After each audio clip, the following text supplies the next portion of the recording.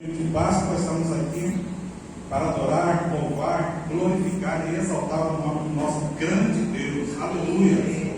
Gostaria de trazer aqui uma meditação, uma palavra a esse respeito. Vou falar sobre a Páscoa hoje, né?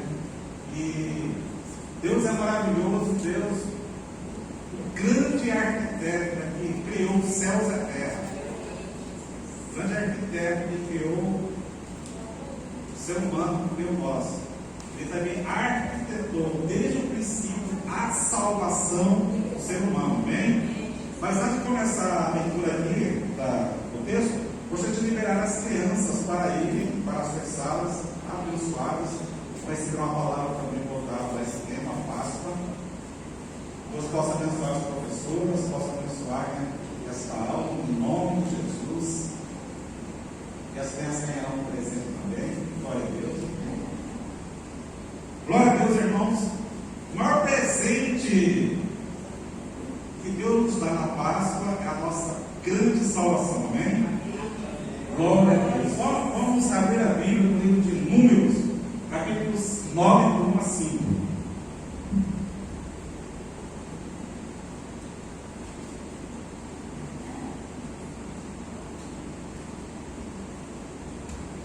Livro de Números. Nós sabemos que Deus instituiu a Páscoa na libertação do povo de Israel do Egito, né? Está registrado no livro de Êxodo, capítulo 12. Nós queremos ler esse texto de Números, capítulo 9. Gênesis, Êxodo, Levítico, Números. Números é o nome do livro da Bíblia. Muito nome. Caminho por ele assim na leitura, mas é um livro maravilhoso, grandioso, poderoso. Verso 9, capítulo 9, diz assim: E falou o Senhor a Moisés no deserto de Sinai, no ano segundo da sua saída da terra do Egito, no primeiro mês de dezembro. Ou seja, no primeiro mês, se refere aqui ao mês de Abib, celebrem os filhos de Israel a Páscoa a seu tempo determinado, no dia 14 deste mês, pela tarde, a seu tempo determinado, a celebrareis, segundo todos os seus estatutos e segundo todos os seus ritos, a celebrareis. Disse, pois, Moisés aos filhos de Israel que celebrassem a Páscoa. Então celebraram a Páscoa no dia 14 do primeiro mês, pela tarde, no deserto de Sinai, conforme a tudo que o Senhor ordenara a Moisés. Assim fizeram os filhos de Israel. Amém? Oremos. Muito obrigado, Senhor Deus. Nós te louvamos por esse dia, Pai, onde é lembrado em todo mundo, Senhor Deus, cristão. Onde é lembrado, Pai, em todas as igrejas, Senhor Deus, te serve e te amo.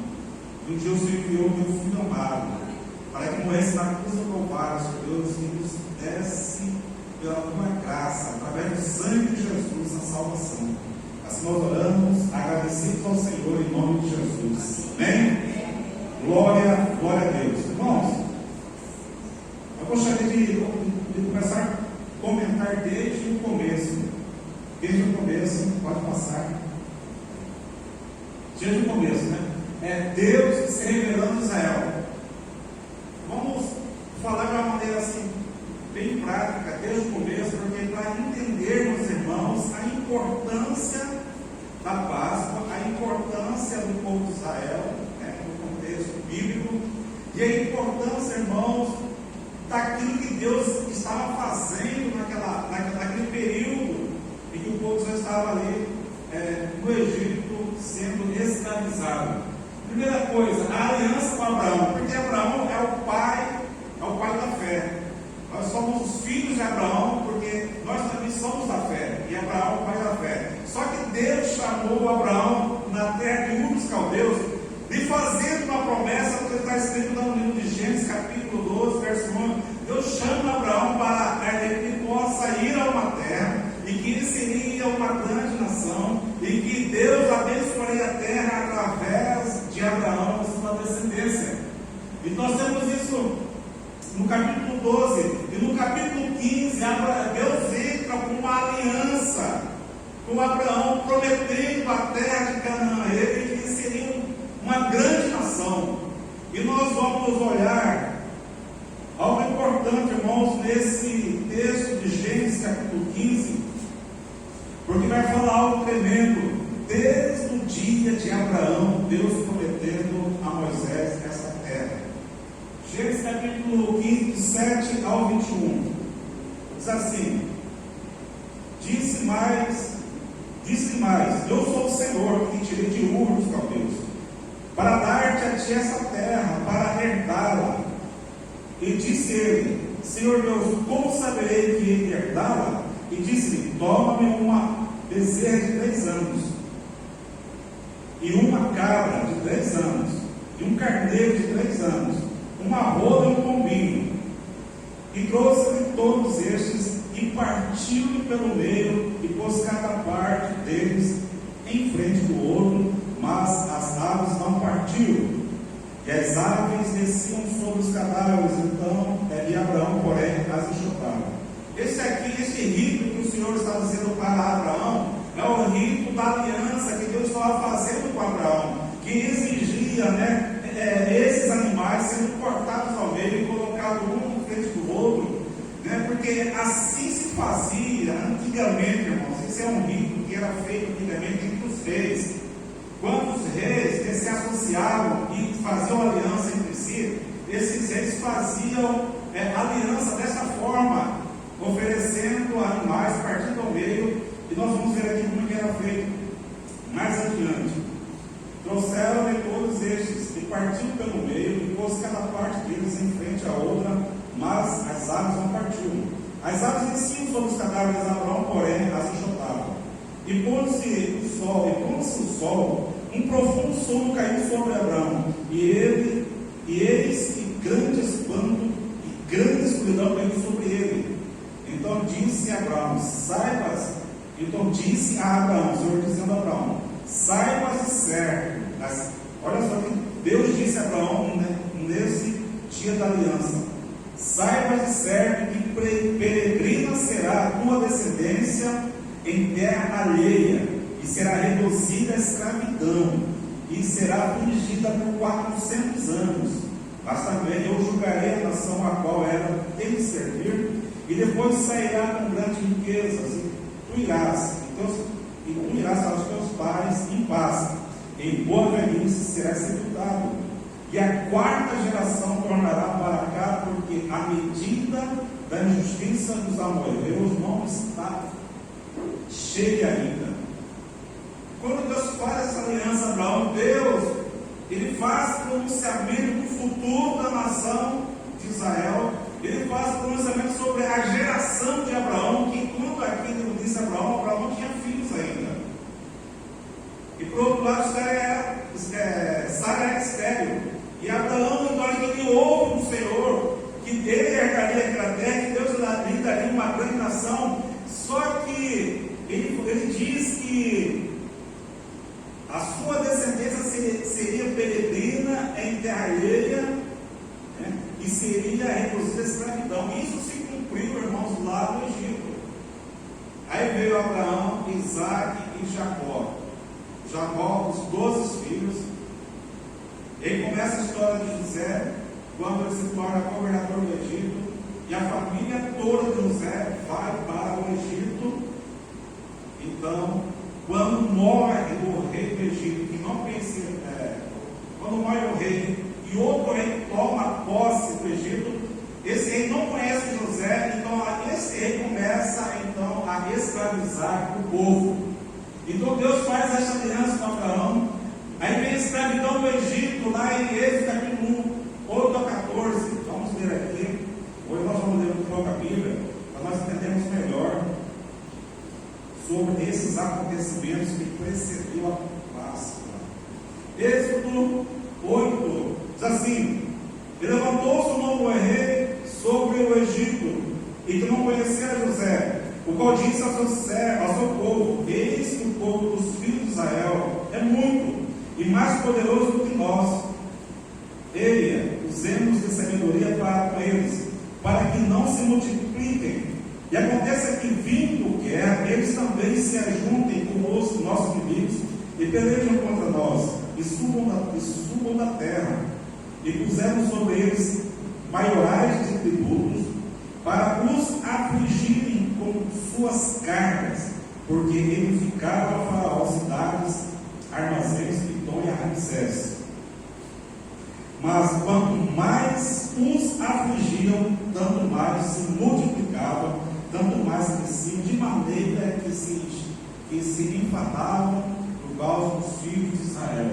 Então nós vemos aí, começou então essa dura escravidão sobre o povo de Israel, que eles foram levados a construir cidades, né? É uma escravidão dura, uma escravidão dolorida, uma escravidão, irmãos, essa escravidão do corpo físico, né? Eles não poderiam sair do Egito, eles não poderiam sair para outro país, ir embora daquele lugar, sendo uma grande nação dentro do Egito, eles não poderiam fazer isso, eles eram escravizados com brutalidade. Essa é a primeira escravidão, a física, que estava no âmbito da dor, né, de chorar, de lamentar, né, de fazer esforço, de ser chicoteado, de ser judiado, né, de ser tratado como um animal qualquer, uma escravidão ferrenha, uma escravidão dolorida. E a outra escravidão que eles passaram também é a escravidão espiritual.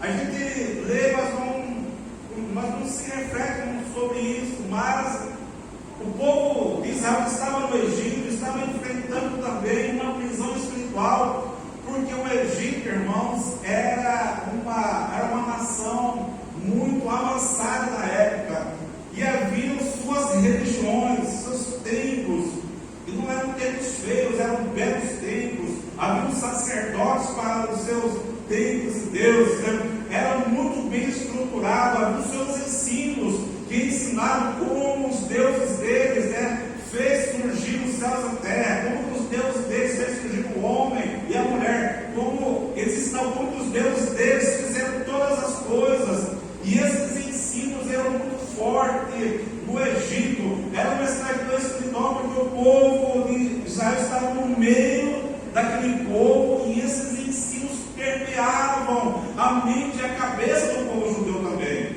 Era uma prisão física, sim, mas havia também uma prisão espiritual, porque ali eles viam constantemente, né, preces aos deuses do Egito. Eles viam ali pessoas caminhando, indo para o templo, adorar os seus deuses, que adoravam estátuas, adoravam outras coisas, vamos ver depois isso, mas eles foram bombardeados por muitos e muitos anos, geração após geração, de uma religiosidade que era diferente daquilo que Deus havia feito, havia plantado, havia construído. Então, irmãos, era uma prisão espiritual, e eles precisavam ser libertos, não somente da prisão física, mas também de uma prisão espiritual. Nós podemos perceber, irmãos, que era tão grande, olha só. Você talvez pense assim, não, mas o povo judeu acreditava em Deus. Nem todos que estavam na escravidão no Egito, nem todos acreditavam em Deus. Uma boa parte acreditava, uma boa parte buscava, uma boa parte entendia sobre Deus por causa de Abraão, Isaac e Jacó, que serviram ao Senhor, que eles passavam os ensinamentos do Senhor ao povo, mas muitos estavam desviados. E uma parte é que buscava a Deus, uma parte que ansiava por uma libertação, ansiava que Deus viesse fazer alguma coisa por eles. Lá em Êxodo, no capítulo 32, quando você lê esse capítulo 32, você vai ver como estava tão enraizada a idolatria no meio do povo de Israel, que quando Moisés subiu ao monte, ficou lá por 40 dias e 40 noites para receber as tábuas da lei, o povo chegou a Arão, que estava lá embaixo, e falou: Arão, é o seguinte, Moisés subiu no monte, cadê Moisés? Sumiu. Vamos fazer uma coisa, vamos fazer um ídolo, vamos fazer um Deus para que a gente possa adorar e nos guie no deserto. O que Arão fez? Ele, então tá bom, catou os brincos, as pulseiras das mulheres, começaram a adorar o bezerro de ouro, fazendo mais ou menos 50 dias que estava ali no deserto. 50 dias de deserto já, no pé do mundo. Pouco tempo da libertação. E, irmãos, isso é para ver quão estava enraizada a idolatria do povo de Israel. Então, veja só, era imprescindível que Deus fizesse algo para que trouxesse essa libertação ao povo de Israel também. E no verso Êxodo 2:3 vai dizer, né, que o povo de Israel, né, ou uma parte desse povo, buscou o Senhor por uma libertação.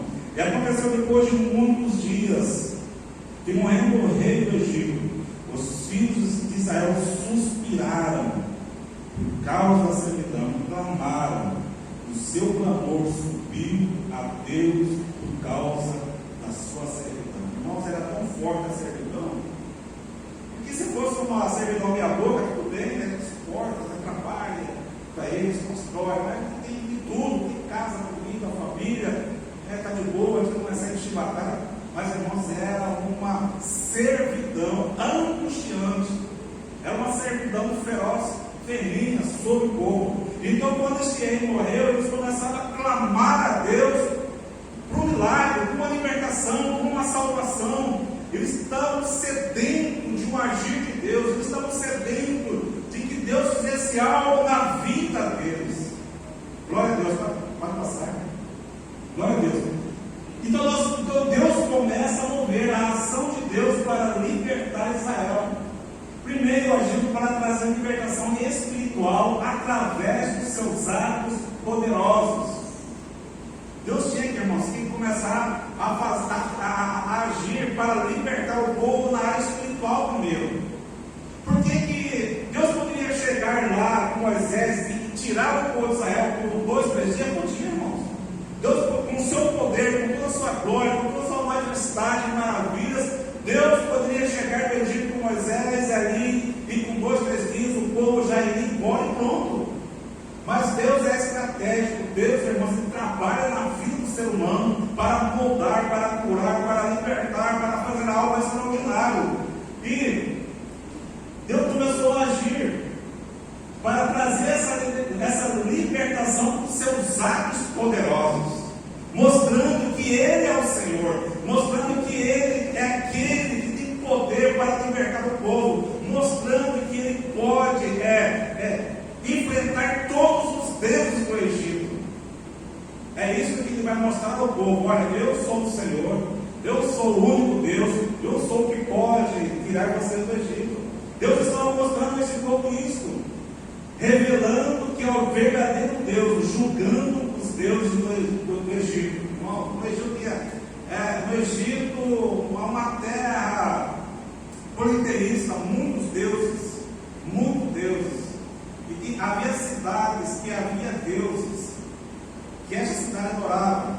Havia outra cidade que era outro Deus que era adorado. Havia um panteão de deuses. E Deus estava agora com esse povo dos céus, que ele ali por muitos anos escravos. E essa cultura religiosa estava embrenhada na mente deles, no coração deles. Deus começou a fazer e a quebrar aquilo que estava no coração deles, na mente deles, aquilo que era uma escravidão espiritual. Olha só, Deus começou a julgar através dos seus milagres, através das pragas. Deus começou a julgar os deuses que havia na terra do Egito. Nós temos ali alguns deuses do Egito: o Deus Ra, que é o Deus do Sol; Horus, que é o Deus dos céus; e Osíris, Deus da morte, fertilidade e agricultura; o Geb, Deus da terra; Shu, Deus do ar ou da atmosfera; Atu, Deus dos oceanos e das águas; Pitá, Deus criador de todas as coisas. E havia, irmãos, outros deuses. Havia Deus da guerra, Deus do deserto, Deus do além. Havia Deus para todas as coisas. E esses deuses eram adorados nos seus grandes templos. Esses deuses, irmãos, o pessoal fazia procissão para levar oferenda a esses deuses. O povo do Egito adorava esse Deus com todo o seu coração e toda a sua alma. E isso impactaram o povo de Israel lá dentro. Por isso Deus começou a julgar os deuses do Egito. Por isso Deus começou a enviar as pragas, mostrando que Ele que é o Senhor, mostrando que esses deuses não são deuses, mostrando que toda aquela idolatria, aquela religiosidade era em vão, estava adorando ídolos, estava adorando demônios. E nós vemos que Deus começou a fazer coisas extraordinárias. Pode passar. Coisas extraordinárias. Então Deus começou a enviar as suas pragas. Irmãos, cada praga era um juízo de certo Deus. Vou dar um exemplo aqui. Por exemplo, quando Deus transformou a água no rio Nilo em sangue, Deus estava jogando o Deus das águas. Quando escureceu, houve 3 dias de escuridão, Deus estava julgando o Deus Sol. Então Deus foi julgando, Deus foi falando assim: não, eu sou o Senhor. Isso mostrando aos israelitas, mostrando ao povo de Israel, que Ele é o Senhor, e que os deuses que os egípcios adoravam, mesmo com toda a sua pompa, estrutura e religiosidade, não eram verdadeiros deuses. O Senhor é o verdadeiro Deus, e isso mostrando a eles. 10 pragas não só revelam o seu grande poder, como também que Ele, o Senhor, é o único Deus. Deus tem que libertar o povo espiritualmente. O povo precisava entender que os deuses que eram adorados no Egito não eram nada.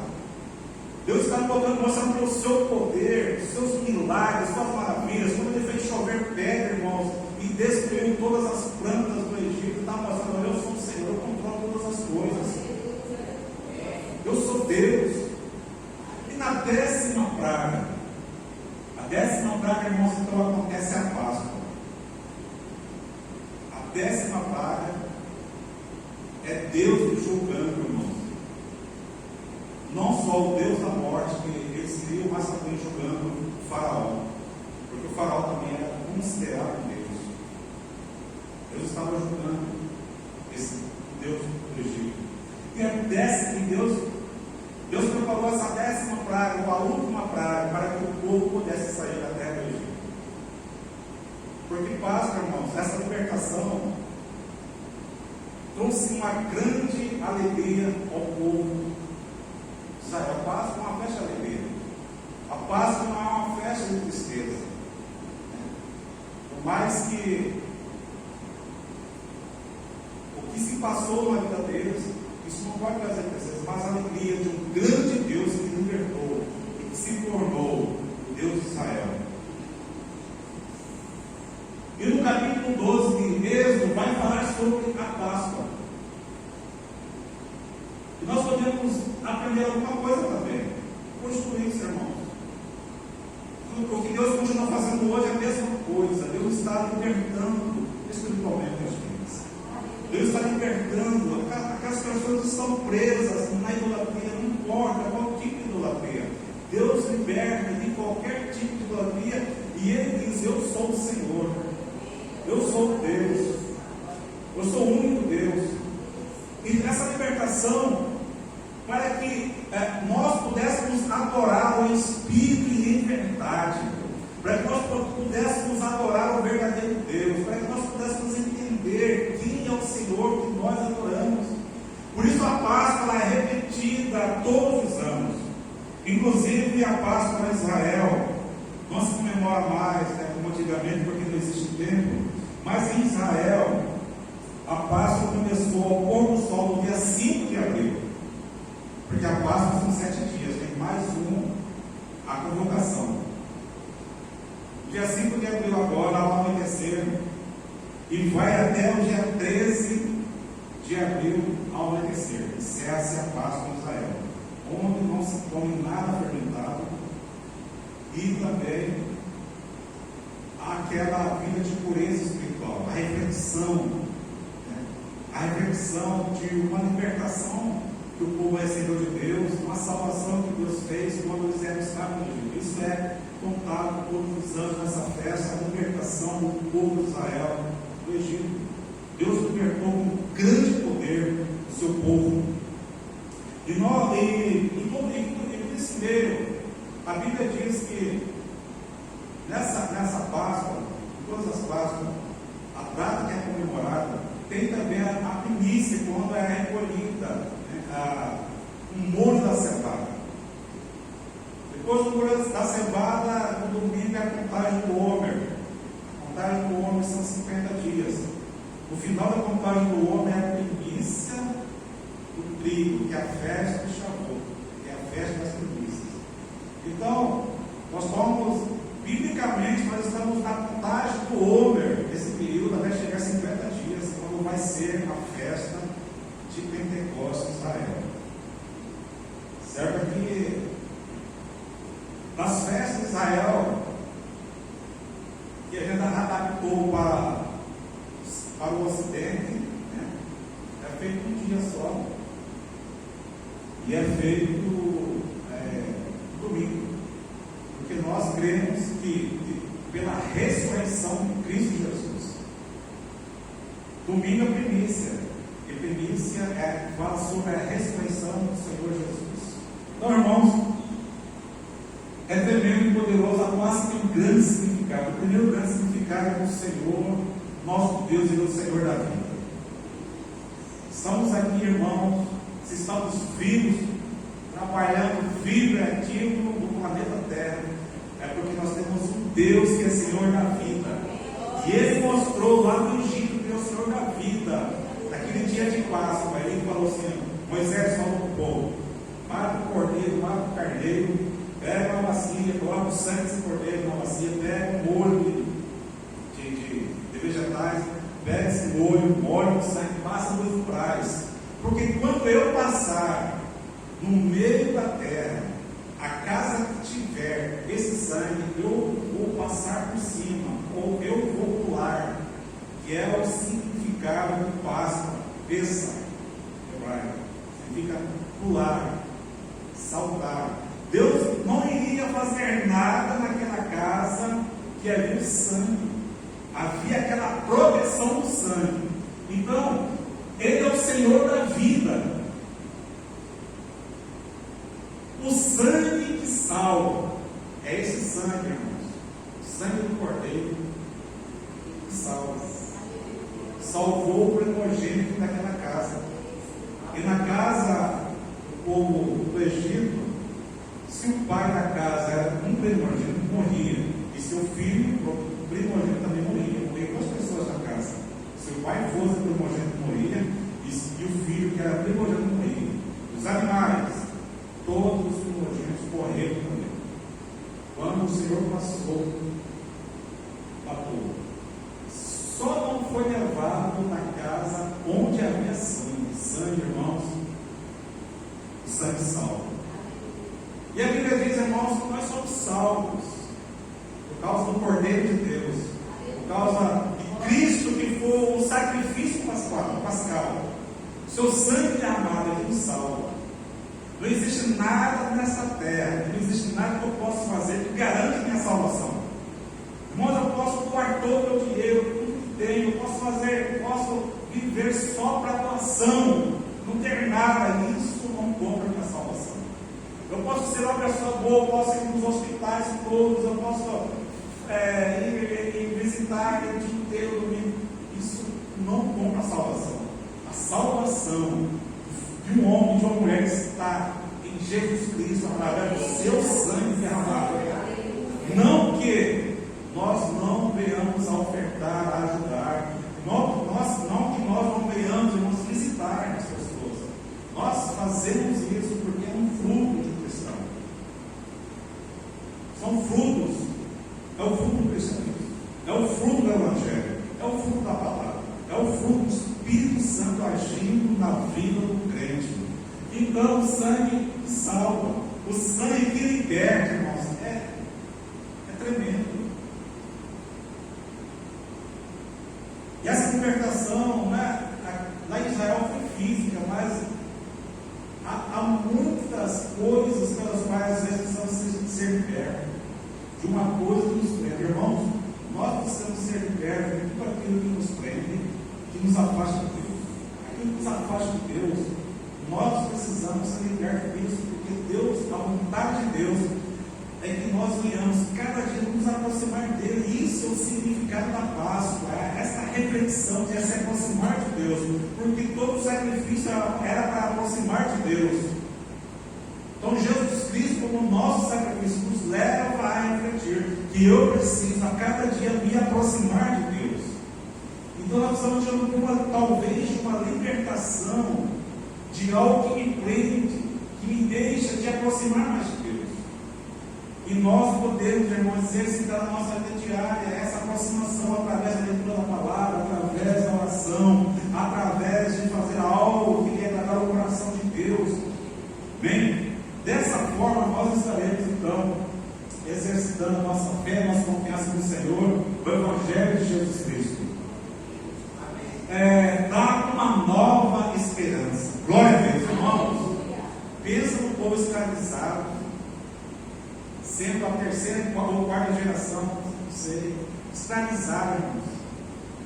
Nasceu escravo, morreu escravo, tem escravo, ele vivia da escravidão.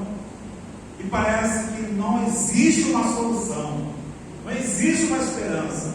A Páscoa veio trazer essa esperança ao povo de Israel, só não fez o quê? Essa esperança de uma nova vida, de uma nova perspectiva de vida, de um novo olhar para Deus, de um conhecimento de Deus, de um aproximar de Deus, de saber quem é Deus.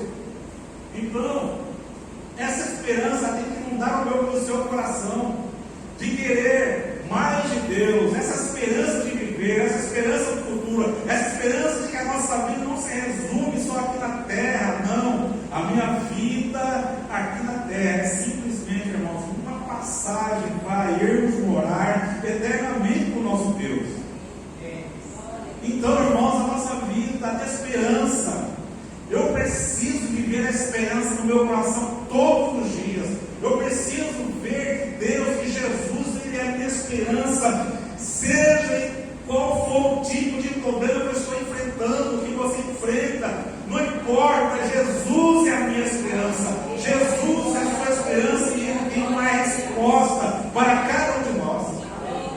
Eu preciso crer, eu preciso ter essa esperança, eu preciso confiar que essa palavra que Ele deixou para mim e para você é verdade, é verdadeira, e ela se cumpre em nossa vida, ela se cumpre na igreja do Senhor, ela é que nos sustenta, ela é que nos alimenta, ela é que nos faz caminhar, ela é que nos faz romper barreiras, ela é que nos faz, irmãos, vencer os desafios, ela nos faz conquistar o impossível, porque a palavra de Deus gera vida em nosso coração, no nosso espírito. Aleluia!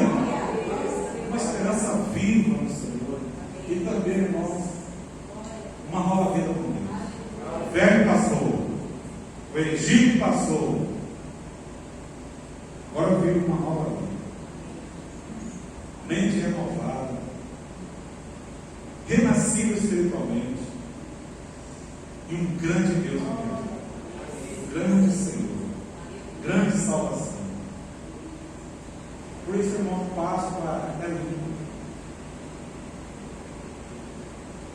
Páscoa, ela nos ensina isso. Nós possamos, irmãos, nesse dia, ainda dá tempo, nós vamos seguindo até o calendário de Israel, você pode ir porque até o dia 13 de abril, Páscoa. Jesus é a nossa Páscoa, Jesus é a minha Páscoa, Jesus é a sua Páscoa, e a nossa salvação está nele. Não existe outro meio pelo qual garante a nossa salvação. Você possa confiar, acreditar, colocar sua vida nessa esperança no Senhor, e crer de todo o coração, caminhar com Ele, aproximar mais dele.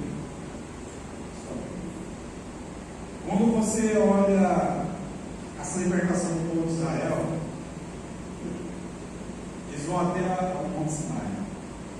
No Monte Sinai, eles têm uma grande experiência com Deus. Fora o bezerro de ouro, eles tiveram uma grande experiência com Deus. Deus se revelando ao povo. Deus entregando as tábuas da lei, as leis, os estatutos, os ensinamentos. Tudo isso, irmãos, para que o povo pudesse entender e saber, irmãos, acerca desse grande Deus. Depois, esse mundo vai estar depois de 40 anos do deserto. Então, eles entregaram a terra de Canaã, prometida a Abraão, no capítulo 15 de Gênesis. Há uma jornada para mim, há uma jornada para você. Se nós temos um grande Deus, a nossa jornada será completada. Nós iremos chegar onde Deus falou que iremos chegar. Amém? Deus possa abençoar a sua vida, a sua casa, a sua família. Vamos se em pé. Glória a Deus. Você pode desejar, seu irmão, sua irmã,